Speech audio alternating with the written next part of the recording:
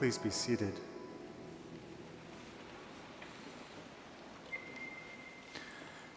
The distance is the first violence.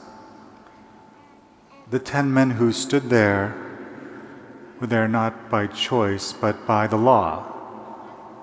The law that said, when you have this skin disease, you are to cry out, unclean, unclean, to anyone who might approach you, so they'll keep their distance.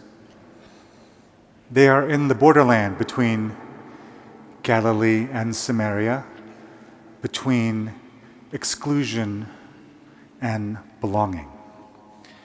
And their voices make one desperate cry for mercy. Jesus, Master, have mercy on us. And Jesus did. Without touching them or making any kind of spectacle, he just said, go and show yourselves to the priests. And then as they went, they were healed.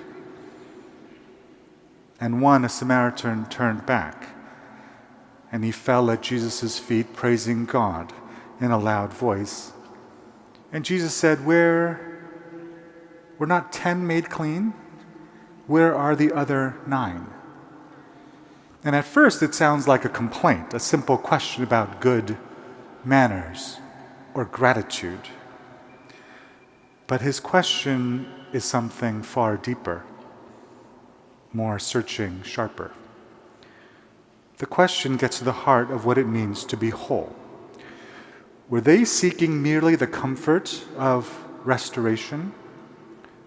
Or did they have the courage to look for something truly new? To answer this, we start by looking at the work of Jacob Milgrom, the author of a massive 3-volume commentary on Leviticus. And Milgrom writes that he once invited a distinguished dermatologist to come to speak to his graduate seminar. And the dermatologist looked at every biblical passage that the Bible calls tsa'arat, which we often translate as leprosy.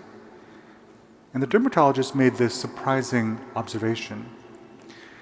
He said that the symptoms described in the Bible by that word don't match any known skin disease known to modern medicine. And this helped Milgrom realize that the chapters in Leviticus 13 and 14 that deal with skin disease, they're not talking about a particular medical condition. They're not talking about leprosy, Hansen's disease, vitiligo, nothing like that. They're actually talking about ritual purity.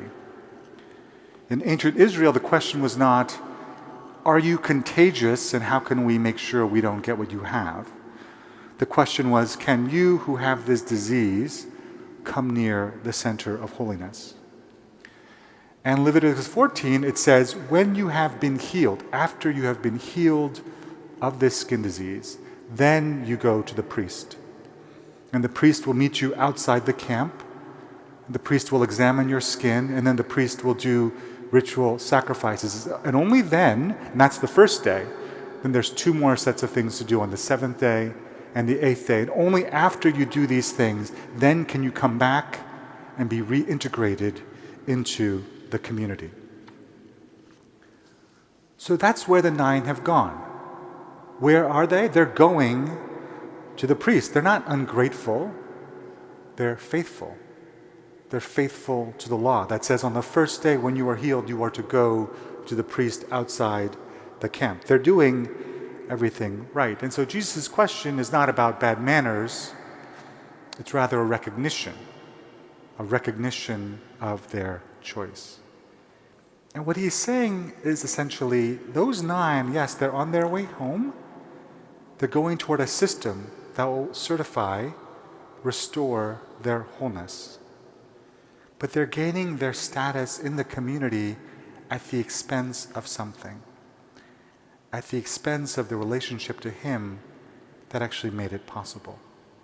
Somehow they prioritized being faithful to the law over the mercy that made the healing actually possible. But one of them, the Samaritan, None of this is prescribed to him. The Samaritan, too, he has that same lightness of the healed skin, the coolness where sores once burned. But unlike the other 9, he has no priest to go. He has no temple that will receive him. He has no ritual practice to bring him back into the community because he is already excluded. As a leper, he is excluded for impurity. And as a Samaritan, he is excluded by his identity. And yet it is that double exclusion that becomes paradoxically his freedom. So he turns back. He doesn't have to go to see the priest. He falls at Jesus' feet, not because he is more polite, but because he actually has a deeper insight. The true priest, the one who doesn't just pronounce clean, but will actually make you clean, is standing right before him. His gratitude isn't a matter of manners, it is a revelation. Because the Samaritan lives outside the boundary of belonging, he is not bound by them. His marginalization gives him this deeper insight. And so this story is not ancient history, alas. We too draw lines between clean and unclean, worthy and unworthy. We too build our own borderlands and decide who can come near. We too declare that some humans are impure. We call them illegal, dirty. They are poisoning our blood, we say. And so we build new leper colonies along our borders in repurposed warehouses and no-bid facilities to keep them away from us. And the government has given these places names: Alligator Alcatraz, the Speedway Slammer, Cornhusker Clink. It's not parody. It's a calculated celebratory cruelty that turns human containment into a marketing slogan. But the Samaritan story is an ancient template for the new leper colonies. And so think of it: the asylum seeker, the refugee, the undocumented neighbor, the illegal immigrant, they all share a double exclusion. They have the wrong skin and they have the wrong status. And yet from that place of being shut out, they can see what we insiders, what the natives, the heritage Americans, maybe can't see. Holiness is not purity. It is not a matter of cleanliness. Holiness is mercy. And the Samaritan's gratitude, like the immigrant's hope, is born of having been shut out and then learning that God meets them anyway in grace. Because the geography of God's mercy begins at the edges, on the border. And so perhaps Jesus' final question is not really where are the 9, but it's a question directed at us. Where do we return?